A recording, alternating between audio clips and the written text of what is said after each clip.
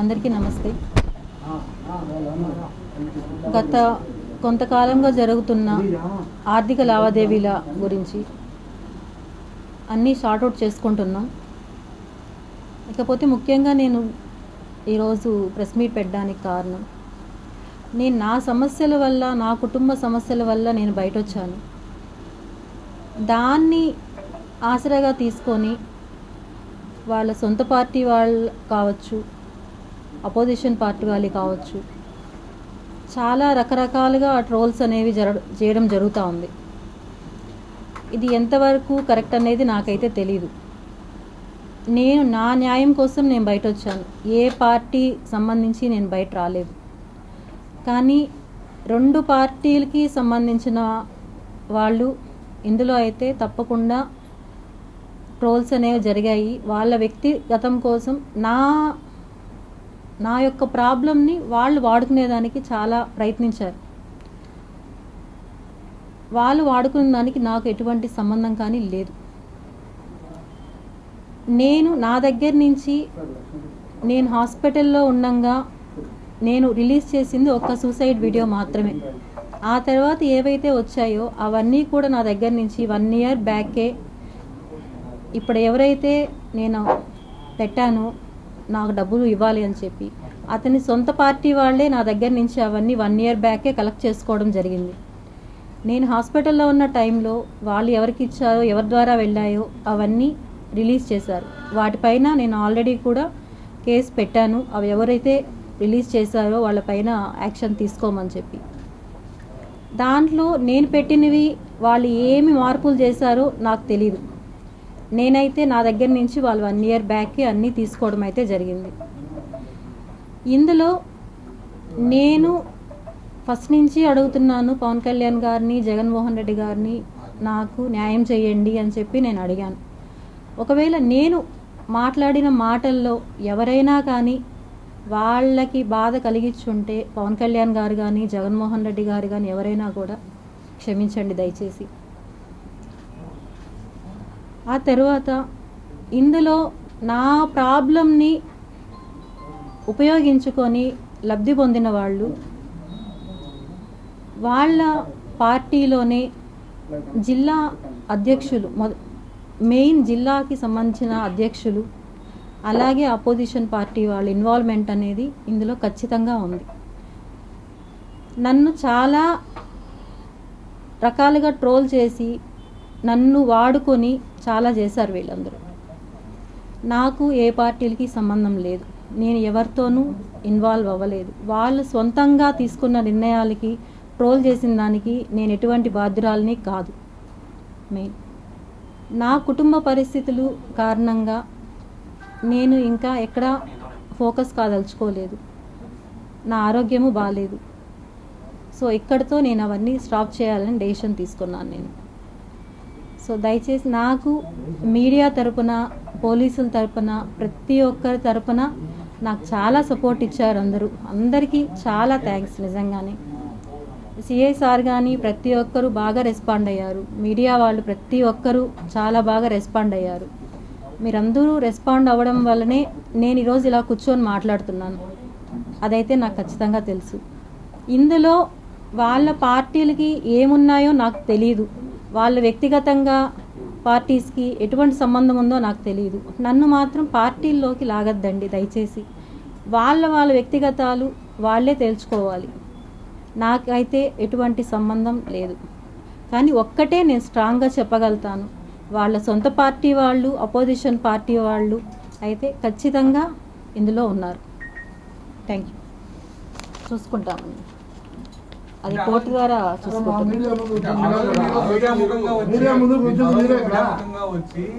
Media నాకు support చేయలేదు, మీరు మీడియా ఏమైనా చేసుకొని మీరు చేయండి చేయకుండా ఆ రోజు మాట్లాడారు. ఈరోజు మీరు రాజీ చేసుకున్నామని చెప్పి మళ్ళీ వచ్చారు. అంటే ఏంటి మీ స్ట్రాటజీ? ఏం లేదు. నాకు నేనున్న పరిస్థితుల్లో నా పిల్లలు ఇంకా ఏ స్టెప్ తీసుకునేదానికి వాళ్ళు ఒప్పుకోవడం లేదు. ఇప్పటికే చాలా డ్యామేజ్ అనేది నాకు జరిగింది.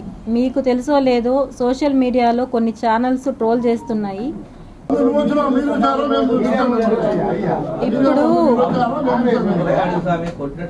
ఇప్పుడు ఇప్పుడు ఒకటి ఇప్పుడు మీరు అడిగే పద్ధతి ఏంటండి? ఇప్పుడు మీరు అడిగే పద్ధతి ఏంటండి? మీరు అడిగే పద్ధతి ఏంటి? కిరణ్ రాయల్ పరిస్థితి కిరణ్ రాయల్ చూసుకుంటాడు. నేను చేసే చర్యలు నేను తీసుకుంటాను. ఓకేనా? నేను తీసుకుంటున్నా.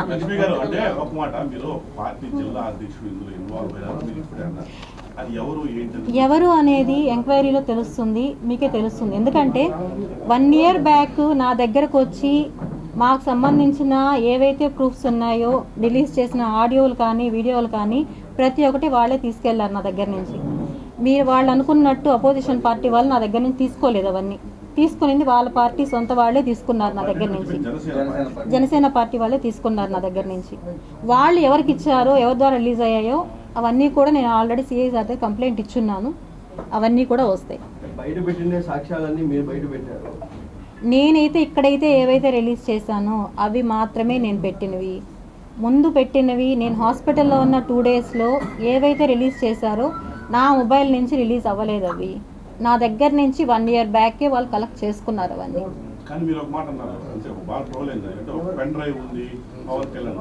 ఇవన్నీ కూడా నేను ఇప్పుడు ఇంతకు ముందే చెప్పాను. నేను నా ద్వారా ఎవరన్నా బాధపడి ఉంటే సారీ. ఎందుకంటే ఇవన్నీ ఎవరి దగ్గర నుంచి నాకు వచ్చాయి ఏమనేది కూడా అన్నీ కూడా నేను అక్కడే నేను చూసుకుంటాను.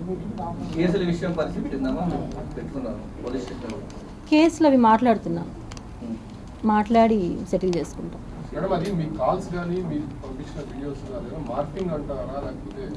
నేను కాదు నేనైతే పెట్టినవి చాలా వరకు వాస్తవం. కానీ దాంట్లో కొన్నైతే వాళ్ళు ఏం చేశారో నాకు తెలియదు. నేనైతే నా దగ్గర నుంచి 1 year బ్యాక్ వాళ్ళు అన్నీ కలెక్ట్ చేసుకున్నారు. నేనే ఇచ్చాను వాళ్ళకి. వాళ్ళు వచ్చారు నా దగ్గరికి, నేను ఇవ్వడం అయితే జరిగింది. అప్పుడు వచ్చి నీకు న్యాయం చేపిస్తాం, మేము నీ డబ్బులు మొత్తం మేము కలెక్ట్ చేయిస్తామని చెప్పి నా దగ్గర నుంచి వాళ్ళు తీసుకున్నారు. నేను ఇప్పుడే చెప్పాను కదా, జనసేనకు సంబంధించి ఒక జిల్లా అధ్యక్షులు వాళ్ళే కాంటాక్ట్ అయ్యి వాళ్ళే నా దగ్గర నుంచి తీసుకున్నారు. అంతే తప్ప నేనైతే ఇంకొక పార్టీకి దీన్ని ఇవ్వలేదు. వాళ్ళు ఎవరికి ఇచ్చుకున్నారో దాని ద్వారా ఎవరు లబ్ధి పొందారనేది నాకు తెలియదు. మధ్యలో నన్ను ఒక ఆట బొమ్మలాగా వాడుకున్నారు. నేను వచ్చింది నా న్యాయం కోసం నేను వచ్చాను, అంతేగాని ఇంకొక దాని గురించి నేను రాలేదు. ఇంతకుముందు ఆయన అడిగారు కిరణ్ రాయల్ మంచోడా చెడ్డోడా అనేసి. మంచోడా చెడ్డోడా అనేది ప్రపంచానికి తెలుసు, అది నేను చెప్పాల్సిన ఇది లేదు. కానీ నేను అనడం, నా విషయంలో నేను ఫైట్ చేసింది నా డబ్బుల కోసం.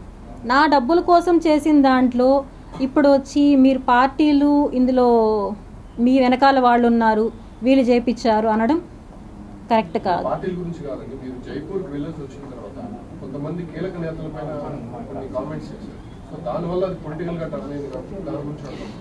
పొలిటికల్గా టర్న్ అయిందంటే అట్లా చేశారండి. పొలిటికల్గా దాన్ని తీసుకెళ్లారు. నేను తీసుకెళ్లడం అనేది కాదు, పొలిటికల్గా దాన్ని తీసుకెళ్లాల్సి వచ్చింది. దాంట్లో నా సొంతం అయితే ఏమీ లేదు. అవి సెటిల్మెంట్ జరుగుతున్నాయి. నా తరపున కాదు, మా పిల్లలు మాట్లాడుతున్నారు అవంతా. ఎందుకంటే నన్ను ఇక్కడితో, ఎందుకంటే నేను మీకు తెలుసో లేదో 3 daysగా నేను హాస్పిటలైజ్లో ఉన్నాను. ఇంకా పిల్లలు ఇంకా వద్దు ఇవన్నీ అని చెప్పి వాళ్ళది వచ్చింది. సో నేను ఒక క్లారిఫికేషన్ ఇవ్వాలి, నేను ఇవంతా క్లోజ్ అయ్యేటప్పుడు నేను ఒక క్లారిఫికేషన్ ఇవ్వాలని చెప్పి నేను ప్రెస్ మీట్ పెట్టడం జరిగింది.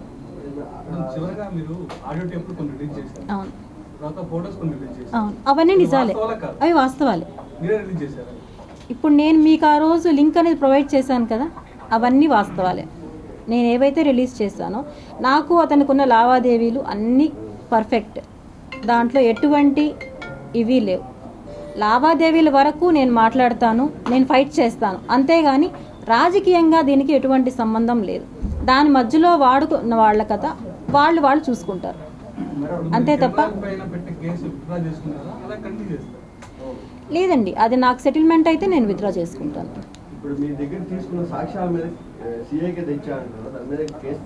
ఫైల్ అయ్యాయి. SVU ఫైల్ అయ్యాయి, అన్ని కాపీలు కూడా ప్రొవైడ్ చేశాం కదా. కేసు ఫైల్ అయ్యింది, కాపీలన్నీ కూడా ప్రొవైడ్ చేశాం మేము ఆల్రెడీ.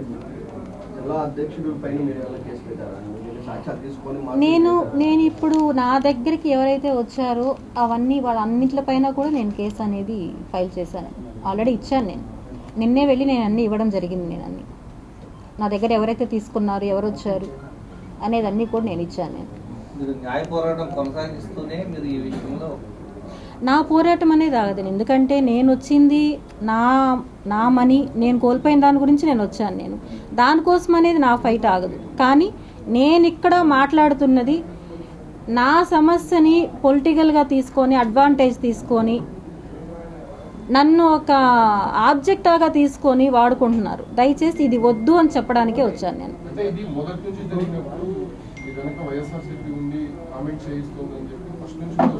అది వైఎస్ఆర్ లేదు, నేను అప్పుడు కూడా ఖండించాను. కొన్ని ఛానల్స్ వచ్చాయి, నేను అప్పుడు కూడా చెప్పాను నా వెనకాల ఎవ్వరూ లేరు అని. నేను ఎప్పుడు క్లారిటీగానే చెప్పాను. నేను ఏ రోజు కూడా నా వెనకాల ఉన్నారని చెప్పలేదు. కానీ నాకు ఈ 3 డేస్లోనే వచ్చిన ఇవి మీకు ఎవరికి కూడా తెలియని ఇది. నేను హాస్పిటలైజ్ అయ్యాను. కొన్ని విషయాలు నేను తెలుసుకొని చాలా బాధపడ్డాను. ఒక సోషల్ మీడియాలో ఒక యూట్యూబర్ పెట్టాడు, అవి చూసి నేను కోలుకోలేకపోయాను. చాలా దారుణంగా పెట్టాడు. అవన్నీ చూసి నా పిల్లలు ఇంకా వద్దు, మాకు నువ్వన్నా ఉండేది మాకు కావాలి అని చెప్పి వాళ్ళు తీసుకున్న డెసిషన్ ప్రకారమే నేను ఈరోజు రావడం జరిగింది. నేను ఎవరికి భయపడలేదండి, ఎవరికి భయపడలేదు. బాధ్యతగా నా పిల్లల కోసం వచ్చాను. ఇన్ని రోజులు నేను పోరాటం చేసి ఇప్పుడు కూడా చేస్తాను. నాకు సెటిల్ అయ్యేంత వరకు నా పోరాటం అనేది ఆగదు. కానీ దీనికి రాజకీయ నేతలు వచ్చి దాన్ని పులమొద్దండి దయచేసి. ఎందుకంటే మీ పార్టీలకి ఏమున్నాయో గొడవలు నాకు తెలీదు. అందులో నన్ను ఇన్వాల్వ్ చేయొద్దండి అని ఒకటే నేను అడుగుతున్నాను. నేను అంతే.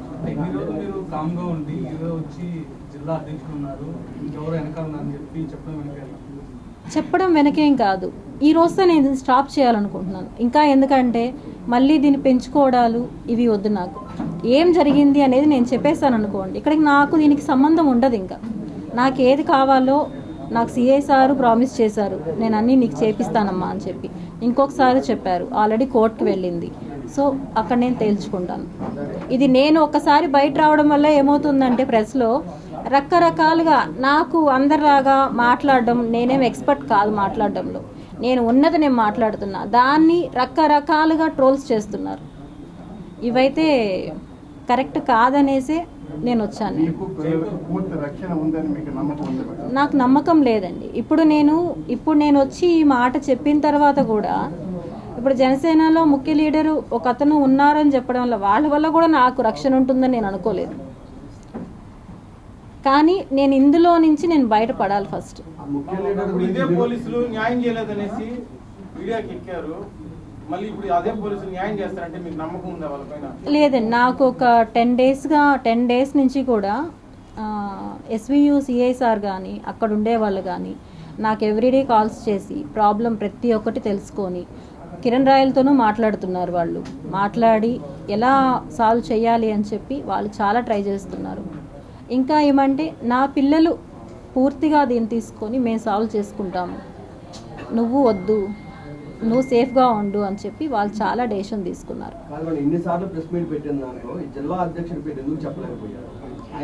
నేను మొదటి నుంచి కూడా చెప్తూనే ఉన్నానండి. ఇందులో ఒకరు నా దగ్గర నుంచి తీసుకున్న వాళ్ళు ఉన్నారు, నేను ఆల్రెడీ చెప్పాను నేను ఇది. కానీ ఎవరు అని నేను చెప్పలా. జిల్లాకు సంబంధించిన ఒక నేత వాళ్ళ తరపున నుంచి వచ్చి నా దగ్గర తీసుకున్నారు.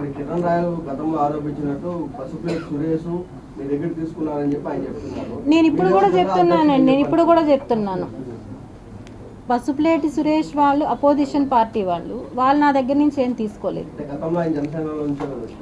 1 year బ్యాక్ నా దగ్గర నుంచి తీసుకున్నారు. ఎవరు అతను నా దగ్గర నుంచి తీసుకున్నారు. జాతీయ స్థాయిలో కొన్ని కేసులు ఉన్నాయి పైన, అవి మీరు చేసినారా లేకపోతే కిరణ్ రాయలు చేయించినారా? నా పైన ఏం లేవండి. అవి కూడా అన్నీ నా పైన ఉండుంటే నేను ఒక రోజులో నేను బయట రాను కదా. నా పైన నిజంగానే మార్పు విషయంలో కారణం ఏంటి? ఆగమేఘాల పైన వెనక్కి తగ్గడానికి కారణాలు ఏమనుకోవచ్చు? నేను వెనక్కి తగ్గుతున్నానని నేను చెప్పలేదండి. నేను ఇప్పుడు కూడా నాకేదైతే కావాలో దానికోసం నా ఫైట్ అనేది ఆగదు. నాకు వచ్చేంత వరకు నేను అది సెటిల్ చేసుకుంటాం. కానీ నేను అడుగుతున్నది నన్ను యూజ్ చేసుకొని రాజకీయంగా వద్దు. ఎందుకంటే ఆల్రెడీ నన్ను యూజ్ చేసుకొని నా దగ్గర నుంచి తీసుకొని వాళ్ళు నాకు అప్పుడు చెప్పిన మాట కూడా ఏమంటే ఇంక ఇవేం బయట రావని చెప్పారు నాకు వాళ్ళు. నేను ఈరోజు చెప్పడానికి కారణం కూడా అదే. ఇంకేం మా దగ్గర లేవు రావని చెప్పి వాళ్ళని రిలీజ్ చేయడం జరిగింది. నేను ఏవైతే మీడియాలో చూపెట్టానో ఆ తర్వాత అవి మాత్రమే నేను మీకు చూపెట్టినవి. అంతే. నాకు ఆ విషయం కూడా చెప్పాలంటే బాలా సార్ నాకు పార్టీకి సంబంధించిన అతనని నాకు ఎక్కడా తెలియదు.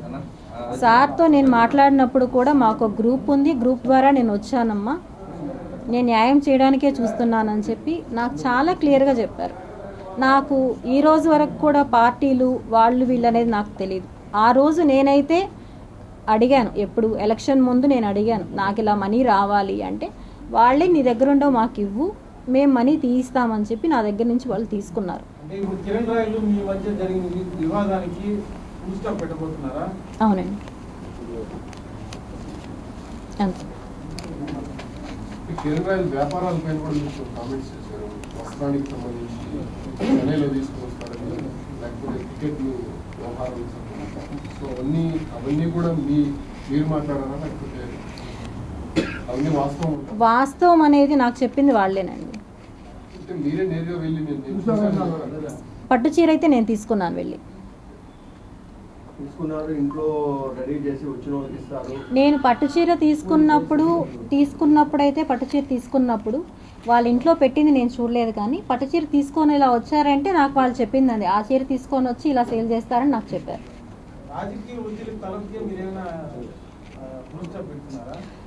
రాజకీయ ఒత్తిడి ఏమీ నా పైన లేదు. ఎందుకంటే పవన్ కళ్యాణ్ గారి దగ్గర నుంచి సెక్రటరీ నుంచి నాకు కాల్స్ వస్తున్నాయి, ఎప్పుడు వస్తున్నారు, అపాయింట్మెంట్ కావాలని చెప్పారు అని చెప్పి. నేను అది కూడా ఇంకా ఏది వద్దు అనుకోనే ఫుల్ స్టాప్ చేయాలనేసి నేను వచ్చాను. నేను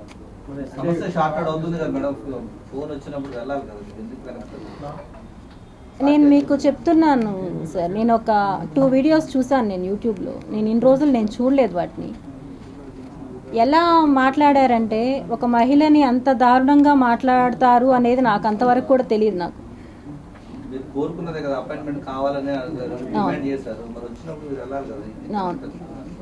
నేను చెప్తున్నాను కదా సార్, నా పిల్లలు దేనికి ఇప్పటికే చాలా కోల్పోయాం మేము. సమాజంలో ఏం కోల్పోయామనేది ప్రతి ఒక్కరికి తెలుసు. నేను నా బాధలు భరించలేకుండా నేను బయట వచ్చాను. ఆ బయట వచ్చిన దాన్ని ఎక్కడెక్కడికో వెళ్ళాయి. అవి అతను ఆవేశంలో చేసినవి చాలా ఉన్నాయి. ఇవన్నిట్లకి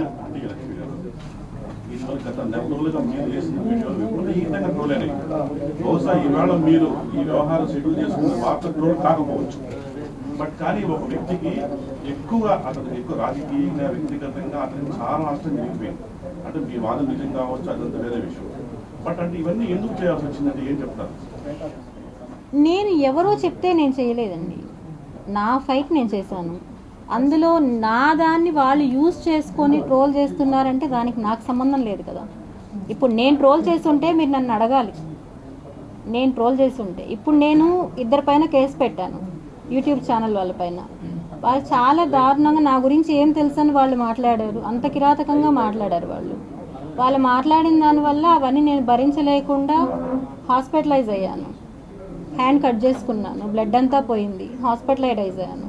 నా పిల్లలు అక్కడితో డెసిషన్ తీసుకున్నారు, వద్దు అని చెప్పి, వద్దు నువ్వన్నా ఉండు, మాకు వద్దు ఇవన్నీ అని చెప్పి. సో నేను దీన్ని మీడియాకో దేదో వద్దు అని డెసిషన్ తీసుకున్నాను. గురించి మీరు చెప్పిన పవన్ కళ్యాణ్ బెదిరిస్తున్నారు అని చెప్పి కర్నూలు రాజకీయం నిజమంటారా కాదంటారా? అది కూడా నాకు వాళ్ళ పార్టీ వాళ్ళే చెప్పారు. అంటే వాళ్ళు చెప్పింది నాకు మీ సమస్యని మీరే పార్టీ పరంగా మీరే కాదు. ఇక్కడ మీకు చెప్పాల్సింది ఏమంటే, నాకు ఎప్పుడైతే మీ ప్రాబ్లం నేను సాల్వ్ చేయిస్తాము అని చెప్పారో అప్పుడే నాకు ఇవన్నీ వాళ్ళు చెప్పారు. నాకు ఇలా సంబంధించి చాలా ఉన్నాయి, సో అందుకే అతన్ని ఏం అనరు అని చెప్పి నాకు అప్పుడే వాళ్ళు క్లియర్గా చెప్పారు. నాకు నేను అదే చెప్పడం జరిగింది. రికార్డ్ నా దగ్గర ఉంది, నాతో ఫోన్లో మాట్లాడినప్పుడు పవన్ కళ్యాణ్కి సంబంధించిన ప్రక్రియ నా దగ్గర ఉంది అని నాతో 10 మార్లు చెప్పాడు. నన్ను ఇలాగే బెదిరించాడని మీరే చెప్పారు. ఇప్పుడు వాళ్ళ పార్టీ వాళ్ళు బెదిరించడం అనేది అయితే చేశారండి, అది వాస్తవం. చాలాసార్లు బెదిరింపులు, ఎందుకంటే మీరు ఆడియో కాల్స్ విన్నారు మీరు అందరూ, బెదిరింపులు అయితే చాలాసార్లు చేశాడు. దాన్ని నేను కాదు, నేను ఎక్కడా చెప్పట్లేదు. కానీ నేను చెప్తున్నది ఏమంటే నా దీనికోసం నేనైతే ఫైట్ అయితే ఆగను, కానీ నన్ను పొలిటికల్ దీంట్లో ఇన్వాల్వ్ చేయొద్దండి అని మాత్రమే చెప్తున్నాను నేను. అంతే. ఆర్థిక నియమాలు తెలుపుకుంటే మళ్ళీ ఇదే మళ్ళీ వస్తారు లేదండి.